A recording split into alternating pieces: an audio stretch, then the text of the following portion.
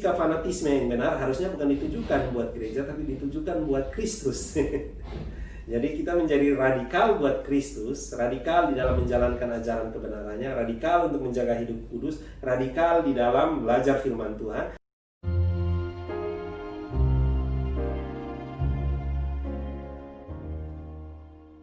Silakan teman-teman, boleh bertanya, boleh dihidupkan speakernya, mau langsung bertanya atau boleh di chat ya satu-satu supaya saya bisa menjawabnya ya. Nah teman-teman, saya ceritakan sendiri beberapa waktu lalu kita ada pertemuan Rembuknas hamba Tuhan, dan di situ ada penelitian yang dibukakan tentang gereja di tengah-tengah situasi corona ya. Dan saudara, dari penelitian itu terlihat dengan jelas bahwa gereja-gereja yang tradisional sangat tidak siap dengan gereja secara online ya. Dan gereja-gereja yang besar yang fokusnya kepada anak muda justru sangat terbuka dan bahkan sudah mulai dari jauh-jauh hari ya.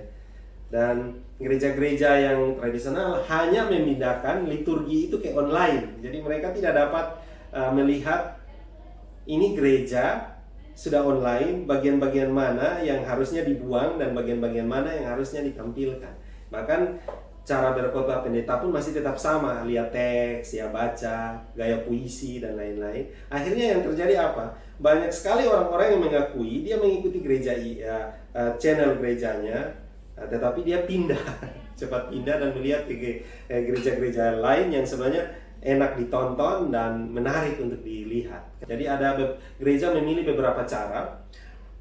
Ada yang memakai live streaming ya, bisa lewat YouTube ya, lewat Instagram. Tetapi ada juga yang memakai rekaman. Mereka rekam dulu khotbahnya, terus dimuat di YouTube atau dibagikan di media-media sosial. Tapi ada juga yang pakai watch party ya, jadi lewat Facebook dan Instagram, dan mereka siarkan kepada jemaatnya.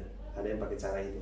Nah, ada juga yang pakai cara tradisional, pakai cara yang non itu. Mereka membagikan liturgi dan tata ibadat kepada keluarga dan keluarganya yang akan menyelenggarakannya. Dan ternyata juga banyak yang menyukai hal ini. Kenapa? Karena mereka bisa terlibat di dalamnya, mengajak seluruh keluarga berdoa. Ada juga yang menggabungkan keduanya. Ada juga yang memakai siaran langsung, liturgi, bahkan pakai toa di gereja. Persoalannya adalah tidak semua jemaat bisa mendengar dari toa tersebut ya.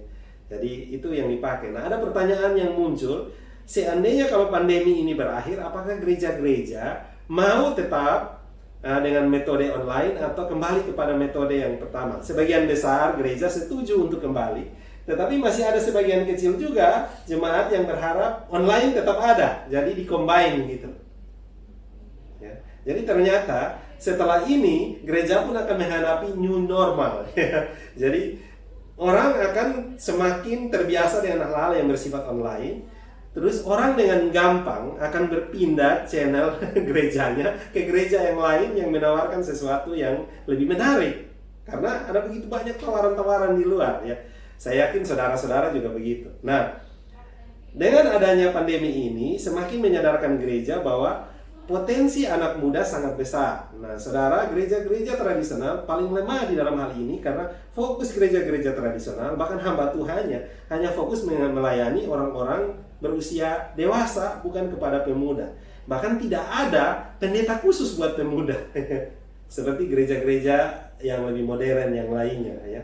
Sehingga anak-anak muda, bahkan ibadatnya juga tidak dilaksanakan di hari Minggu, di hari-hari di luar ibadat Minggu. Nah, saya kasih contoh gereja-gereja yang dikatakan tradisional tapi sudah berkembang, kayak GKI. Waktu saya pelayanan di gereja GKI, itu mereka di Surabaya, mereka punya ibadat pemuda berjalan bersama-sama dengan ibadat Minggu. Bahkan ibadat pemudanya, jumlah pemudanya jauh lebih banyak daripada ibadat kaum dewasa di bawah yang orang tua ya. Sehingga mereka mendapatkan gedung yang jauh lebih besar. Nah, di zaman ini dengan pertambahan jumlah pemuda yang besar dan perubahan piramida, saudara tahu bahwa piramida kita menggemuk di tengah, artinya jumlah anak muda sangat banyak.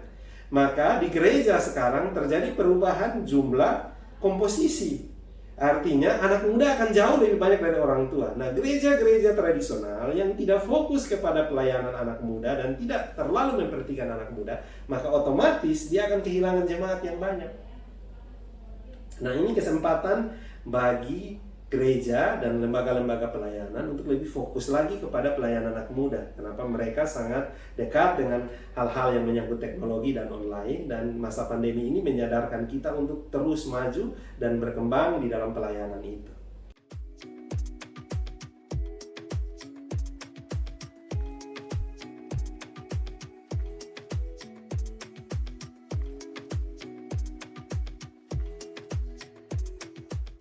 Memang banyak gereja di masa pandemi ini berusaha untuk kembali ke gereja semula karena mengkhawatirkan persembahan jemaat yang berkurang. Ya, pendapatan kan pasti berkurang kalau orang tidak berkumpul. Tetapi sebenarnya ada gereja juga yang pendapatannya tetap stabil karena mereka siap dengan persembahan-persembahan dengan nomor rekening yang ada. Kan kalau memberi persembahan lewat rekening kan tidak mungkin kecil lah ya. Hanya persoalannya adalah banyak gereja yang tradisional bahkan tidak punya nomor rekening, jadi masih memakai sistem tagih dari rumah ke rumah, ya. Jadi kadang-kadang juga agak tidak enak juga ya, mirip kayak pemungut cukai dan orang dipaksa untuk memberi kan kalau dari rumah. Kalau di gereja kan mereka bisa memberi apa saja, tapi kalau kasih ke gereja ditagih dari rumah ke rumah kan dalam amplop kan harus lebih besar lah. Jadi menurut saya sebenarnya tidak ada masalah dengan persembahan, tapi memang di zaman sekarang gereja banyak sekali fokus ke arah itu. Sebenarnya persembahan dari sejak awal tidak menjadi fokus dari gereja. Saudara lihat jemaat mula-mula, kalau ada persembahan maka itu digunakan untuk membiayai pelayanan gereja itu sendiri, dan selanjutnya untuk membantu di dalam hal diakonia bagi janda, orang miskin, dan orang-orang yang membutuhkan. Saudara ingat di Kisah Para Rasul 6-7 di situ terjadi pertengkaran tentang pelayanan diakonia, ya. Jadi uang-uang yang dikumpulkan untuk itu. Kenapa? Karena belum ada gedung kan, ngapain mereka berpikir tentang gedung pada saat itu. Tetapi di zaman sekarang dengan tuntutan gedung yang harus mega, besar, dan luar biasa, seringkali jemaat itu seperti diperas untuk pembangunan gereja itu. Bahkan ada gereja yang bisa menggadaikan sertifikat tanah orang supaya gerejanya dibangun, berhutang. Nah, mau tidak mau kan mereka harus mencari uang setiap bulan untuk mencicil utang itu, sehingga jemaat diperas untuk itu. Sedangkan jemaat-jemaat yang ada di dalam gereja itu, contohnya di NTT ini kan jemaat-jemaat banyak yang miskin, ya. Kita NTT kan provinsi termiskin, ya. Masih ketiga di bawah paling 3 provinsi termiskin. Saudara, kemarin dirilis kan kita masih punya 13 kabupaten paling miskin di Indonesia. Yang sudah lebih pun belum tentu jauh lebih bagus dari kabupaten-kabupaten di daerah lain. Artinya kita masih provinsi termiskin. Artinya masih banyak rakyat yang membutuhkan. Nah, pada saat kita membangun gedung yang mewah, maka uang yang keluar akan banyak ke sana, ya. Saya tidak masalah sih kalau orang membangun gedung gereja. Hanya maksud saya begini loh, bangunlah gedung gereja yang saudara bisa pikirkan untuk 30-40 tahun ke depan. Jangan 10 tahun bangun, renovasi lagi. Nah, itu repot. Kenapa? Karena saudara sudah mengeluarkan uang banyak, saudara belum tutup hutangnya, baru tutup hutang 1 tahun, terus buka lagi hutang lagi untuk renovasi gereja lagi. Saudara bisa membayangkan tuh, luar biasa banyaknya. Harusnya begini, berapa persen yang dianggarkan untuk pembangunan gereja secara gedung, harus berkali-kali lipat lebih daripada itu untuk pembangunan jemaatnya, termasuk di dalamnya pelayanan kasih, diakonia, dan lain-lain. Di gereja-gereja gemit banyak juga loh ya diakonianya bagus, ya. Saya melihat di gereja saya pun juga mereka setiap bulan memberi beras, memberi bantuan kepada janda, orang-orang yang membutuhkan. Satu-satu diperhatikan, yang sakit pun di rumah sakit dikunjungi dan dikasih uang. Mulai ada perhatian yang baik tentang hal itu. Walaupun memang kita tahu bahwa perhatian terbesar masih kepada hal-hal yang bersifat fisik, bukan kepada hal-hal yang bersifat pembangunan iman dan rohani. Makanya kenapa banyak anak-anak yang kita muridkan di Bina supaya masuk ke gereja, mereka bisa memberi pemahaman yang benar. Tapi sayangnya anak-anak yang sudah dibina menjadi murid Tuhan masuk ke gereja, mereka pun juga tidak mau membangun gereja, mereka cari gereja yang lain supaya mereka diberi makan terus. Hello, saudara yang sudah siap melayani, saudara bisa bertumbuh di dalam pengajaran yang benar dengan belajar sendiri, bisa bergabung dalam persekutuan-persekutuan. Tapi gereja saudara yang sangat lemah di dalam pengajaran dan pertumbuhan iman membutuhkan saudara. Saudara harus ada di sana dan menolong dan membangun gereja tersebut, ya. Oke?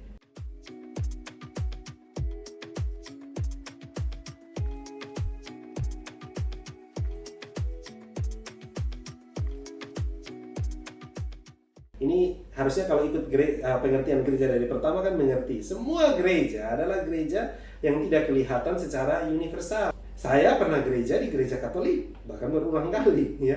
Apalagi kalau saudara berada di wilayah di mana tidak ada gereja itu. Saudara bisa bergabung di sana dan bergereja, asal ingat baik-baik bahwa saudara punya pengajaran yang benar dan pemahaman yang benar. Saudara ingat Naaman? Naaman waktu datang bertemu dengan Elisa, dia disembuhkan kan? Naaman dengan pemahaman yang sederhana, dia ingin membawa tanah Israel untuk dibawa ke negaranya, bangsa Aram ini, untuk dia menyembah di sana. Karena dia berpikir bahwa Allahnya orang Israel itu bersifat lokal, ya. Dan dia bilang kepada Elisa begini, ampuni dia kalau dia masih sujud menyembah dengan rajanya di kuil Dewi Rimon, ya. Dan Elisa bilang pergilah dalam damai sejahtera. Bukan berarti Elisa katakan bahwa itu benar, tapi Elisa memahami bahwa di dalam kondisi dia sangat sulit karena di sana tidak ada orang percaya yang lain yang dia harus bersekutu bersama-sama. Dia minoritas, bahkan satu orang di sana yang dekat dengan raja. Maka Elisa mengizinkan dia, asalkan selama dia menyembah bersama Allah itu tujuannya bukan kepada Dewa Rimon gitu. Nah, saya tidak anjurkan saudara bahwa kalau gitu saya bisa masuk ke tempat ibadah agama yang lain, tidak maksudnya. Tapi kalau saudara berada di satu tempat yang lain dan di situ cuma ada gereja yang menurut saudara pengajarannya tidak sama dengan saudara, ya tidak masalah saudara bergereja di sana. Dan selama saudara menyembah dalam pengajaran mereka, sekali saudara bergereja di sana tidak lantas saudara harus berubah pengajaran, kan? Oke? Kecuali itu gereja sesat, nah saudara tidak boleh ada di sana. Kalau itu sudah jelas sesat, ya jangan gitu. Tapi hanya perbedaan pandangan doktrinal dan lain-lain, buat saya tidak masalah.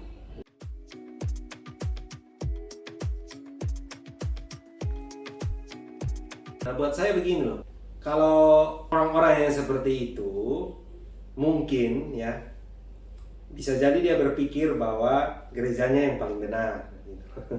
Gerejanya yang paling benar sehingga dia menganggap kalau di tempat lain salah. Ya buat saya juga tidak salahkan juga karena hampir sebagian besar hamba-hamba Tuhan membangun fanatisme buat gerejanya karena takut jemaatnya hilang kan. Tetapi pengajaran yang benar harusnya memandang gereja yang lain sebagai bagian dari tubuh Kristus. Dalam tanda kutip, kalau gereja itu sebagai gereja dengan pengajaran yang baik dan benar gitu loh. Nah, kalau sesekali memang saudara harus terpaksa bergereja di tempat lainnya, tidak masalah. Buat saya begitu. Tapi kalau saudara punya keanggotaan jemaat yang tetap, ya sebisa mungkin saudara bergereja di tempat saudara. Kenapa? Karena saudara dibangun dan bertumbuh di sana. Kecuali saudara memutuskan tadi karena alasan-alasan yang tertentu yang kita sudah bahas di atas, untuk saudara pindah gereja. Nah, sikap fanatisme yang benar harusnya bukan ditujukan buat gereja, tapi ditujukan buat Kristus. Jadi kita menjadi radikal buat Kristus, radikal di dalam menjalankan ajaran kebenarannya, radikal untuk menjaga hidup kudus, radikal di dalam belajar firman Tuhan, radikal di dalam berdoa, radikal di dalam bersekutu dengan Dia. Bukan radikal di dalam mempertahankan iman kita kepada gereja itu. Saya sendiri, orang bertanya saya walaupun melayani sebagai staf perkantas, saya kalau perkantas salah, saya tetap kritik gitu. Karena perkantas bukan Tuhan gitu loh. Karena manusia dan lembaga bisa tetap salah selama masih ada di dunia ini, ya. Tetapi yang benar adalah Kristus dan kebenarannya. Karena itu kita harus fanatik buat kebenaran, fanatik di dalam pengajaran yang benar, bukan kepada organisasi atau lembaga. Gitu. Karena ada lembaga yang semula baik, lama-lama juga bisa hancur juga dan salah. Ya. Tetapi memang di dalam hal ini kita harus mengerti kadang-kadang ada orang yang punya pemahaman begitu. Selama dia tidak mengajarkan pengajaran yang sesat, oke.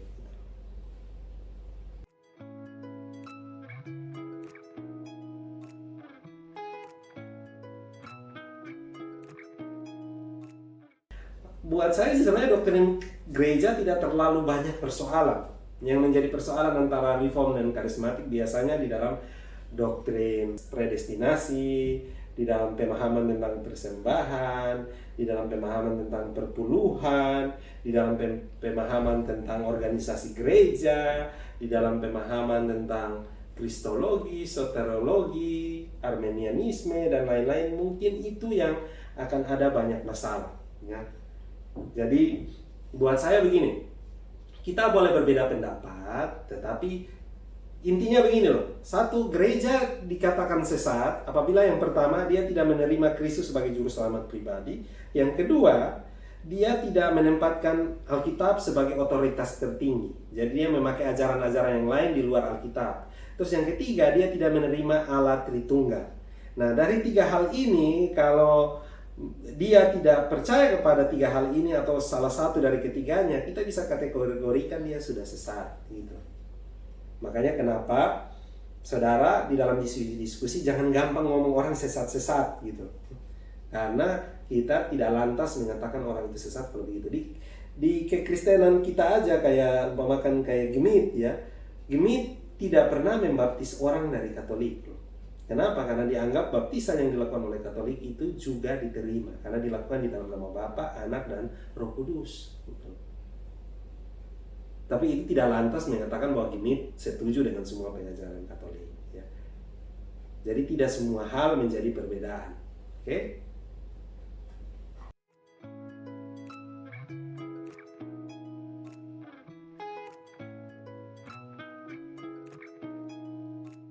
Wah, ini memang rumit nih.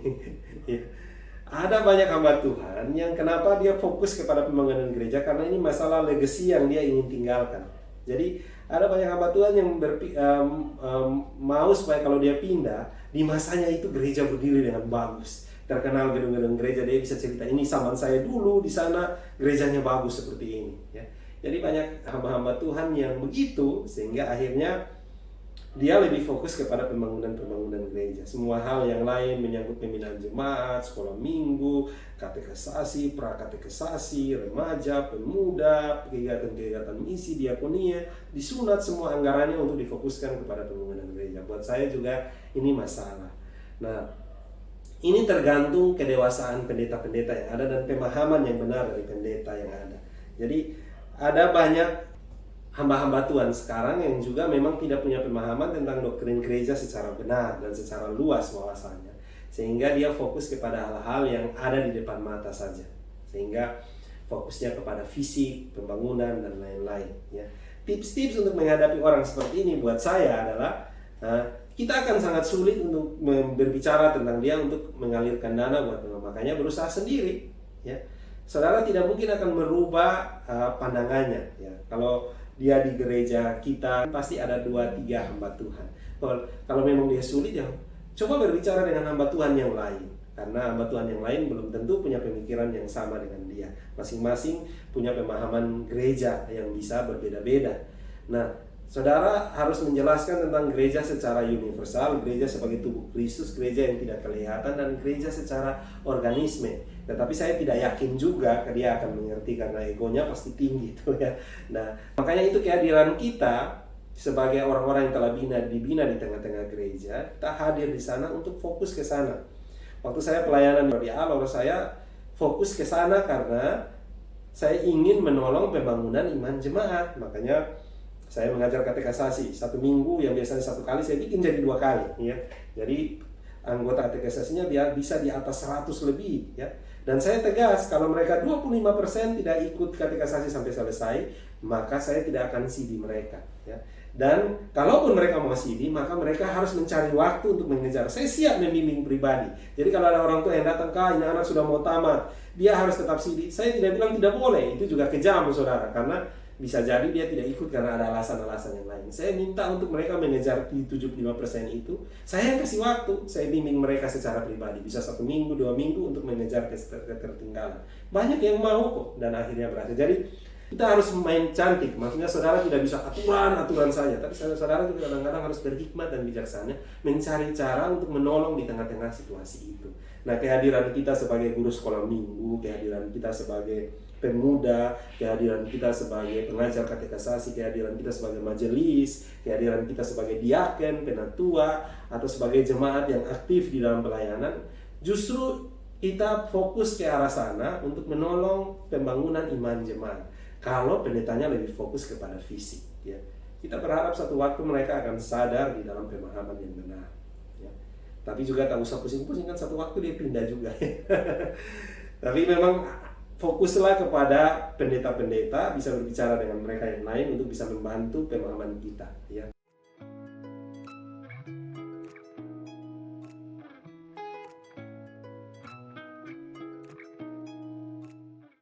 Pelayanan penginjilan dan pemuridan ini memang cukup lama tidak terlalu menjadi fokus dari banyak gereja. Tidak harus Gemit sih, banyak gereja-gereja yang lain. Nah, di dunia ada munculnya yang namanya gerakan pietisme, ya. Gerakan-gerakan pietisme ini yang mulai mendorong lahirnya lembaga-lembaga Kristen yang pergi menginjili ke seluruh dunia.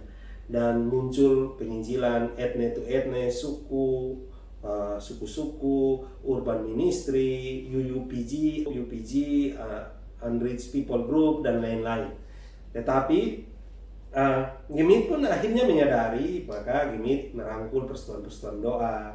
Dan kalau di Gemit banyak sekali persekutuan-persekutuan doa yang pergi ke daerah-daerah melakukan KKR dan lain-lain. Walaupun kita akui itu belum menjadi fokus, ya, tapi paling tidak ada usaha ke arah sana, ya. Nah, kalau fokus kepada pemuridan hampir semua gereja. Nah, di Jawa saja baru ada kesadaran yang besar tentang hal itu, maka muncul kayak IDMC, ya. Itu training yang dibuat mengundang pendeta-pendeta dari luar negeri untuk melakukan training tentang pemuridan anak, pemuridan pemuda, pemuridan keluarga, dan pesertanya itu bisa sampai ribuan. Banyak hamba-hamba Tuhan, teman-teman saya ikut di sana. Jadi baru ada kesadaran tentang pemuridan. Nah, saudara dan saya sudah mengerjakan itu bertahun-tahun, ya, di dalam pelayanan kita. Kita fokusnya kepada kelompok tubuh bersama dan pemuridan, ya. Jadi kita doakan saja supaya mereka punya fokus ke arah sana, ya. Maksudnya kita berdoa supaya gereja juga mulai memperhatikan hal itu. Tapi tidak semua gereja, banyak gereja juga yang sangat fokus dari awal tentang hal itu. Ini banyak hamba-hamba Tuhan yang melayani di daerah-daerah di dunia. Walaupun gereja itu tidak pernah bermisi, tapi mereka menjadi donatur buat gereja itu. Jadi gereja bisa mengambil peran di dalam 3 hal. Yang pertama, sebagai ujung tombak, mereka sendiri yang turun dan mengerjakan pelayanan itu, tapi bisa juga sebagai pendukung dan pendorong dari belakang.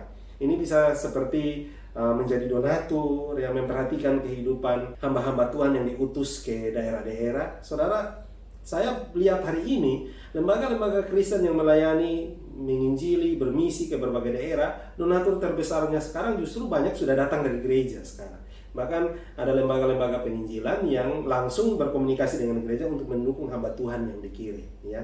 Terus gereja juga bisa mengambil peran sebagai yang ketiga ini, sebagai mereka sebagai pendoa, ya. Mereka sebagai orang-orang yang mendoakan pelayanan itu, berdoa misi dan lain-lain. Tapi jangan peran yang menontonnya, itu yang salah, ya. Jadi peran-peran ini bisa diambil untuk mendukung pelayanan. Nah, kita juga tidak boleh mengatakan bahwa pelayanan memelihara jemaat itu juga bukan pelayanan misi, saudara. Kalau saudara belajar di tengah-tengah pertumbuhan jemaat di dunia, angka pertambahan jumlah kekristenan justru tumbuh lebih banyak lewat angka kelahiran, bukan angka PI, saudara. Sehingga kalau gereja tidak memperhatikan jemaatnya dengan baik, keluarga-keluarganya dengan baik, maka semakin banyak keluarga-keluarga yang melahirkan anak-anak yang nanti berpindah agama dan lain-lain. Itu juga akan membuat justru semakin kurang jumlah orang-orang yang percaya kepada Tuhan. Jadi fokus terhadap pembinaan dan pertumbuhan rohani sama pentingnya juga dengan fokus pergi menginjili. Dua-duanya bagian dari misi, gitulah, saudara, ya. Jadi saudara jangan ada orang-orang yang sangat menekankan tentang penginjilan terus mereka melupakan bahwa memelihara keluarga, menjaga imannya juga bagian yang penting, dua-duanya. Jadi harusnya dua-duanya berjalan beriringan bersama dan saling mendukung satu dengan yang lainnya.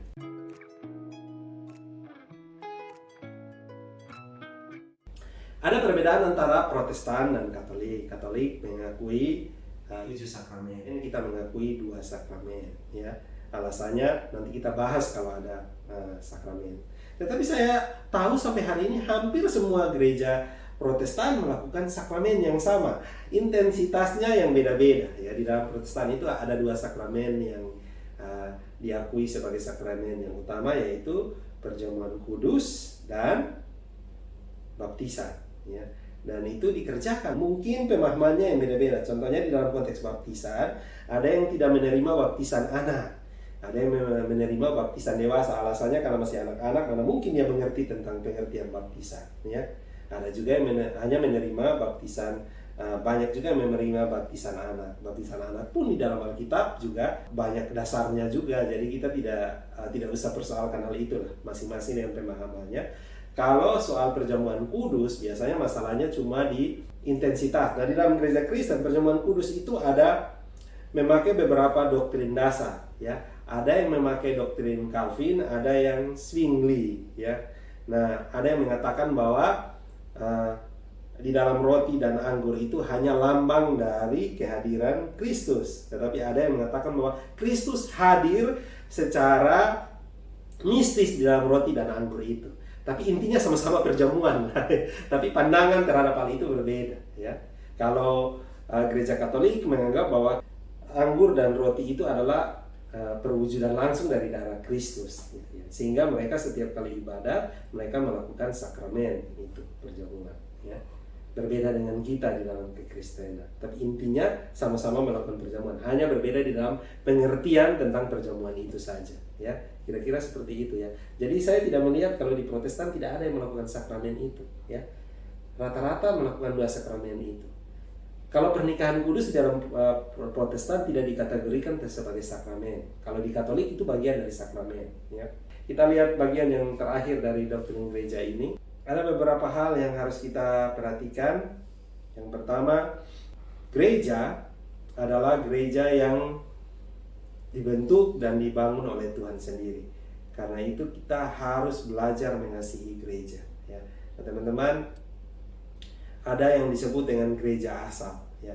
Jadi kita harus belajar untuk tidak menjelek-jelekan denominasi yang lain, ya. Ini bagian yang penting, teman-teman. Karena kalau kita sebagai tubuh Kristus, berhentilah menjelek-jelekan denominasi yang lain. Justru kita harus berdoa buat mereka. Karena kalau sebagai tubuh Kristus, bagian-bagian yang paling lemah, kita harus mendukung, kita harus menolong, ya. Nah, ini berbeda dengan pengajaran yang salah, ya. Saya tidak katakan bahwa pengajaran yang salah tidak boleh ditegur.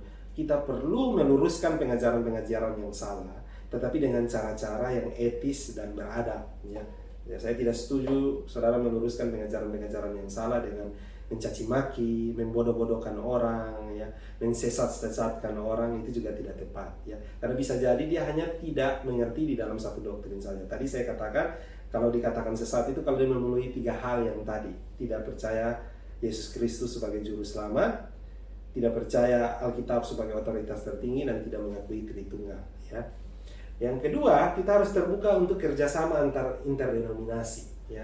Kenapa? Karena saudara mau marah atau saudara mau tolak pun juga, interdenominasi ada sekarang. Lembaga-lembaga para church ada. Jadi saudara tidak boleh berpikir saudara bisa hebat sendiri. Bahkan mengerjakan misi di dunia ini harus hand in hand, bergandeng tangan satu dengan yang lain. Itulah yang dimaksudkan dengan konteks tubuh Kristus sekarang. Masing-masing merasa sebagai bagian dari tubuh Kristus dan Kristus sebagai kepala, ya.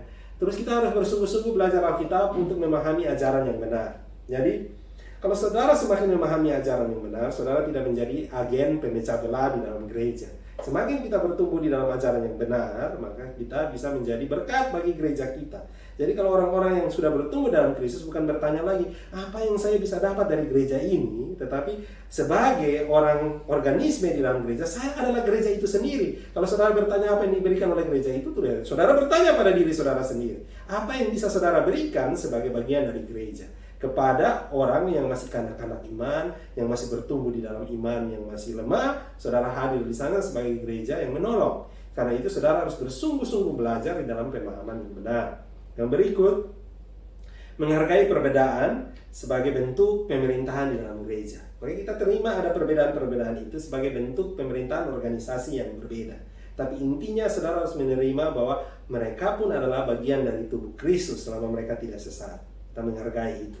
Terus terbuka untuk memperbaharui diri demi kesatuan. Jadi kadang-kadang kitanya yang salah. Kita terlalu ego, kita terlalu merasa diri benar, kita tidak mau bekerja sama, kita tidak mau untuk membuka diri, untuk menerima pemahaman-pemahaman yang baru. Contohnya sekarang, banyak gereja yang harus betul-betul mereformasi diri menghadapi situasi pandemi sekarang. Ya. Dulu kita pegang Alkitab HP saja, masalah. Ya. Orang bilang, wah, harus bawa Alkitab yang begini. Ya. Sekarang, saudara sudah pakai HP untuk ibadah. Saudara sudah pakai laptop untuk internet. Malu sendiri kan gitu. Kalau saudara bertanya harus pakai Alkitab yang seperti ini, coba saudara tanya, zaman Musa mereka pakai apa? Loh, batu kan? Di zaman murid di awal-awal mereka pakai apa?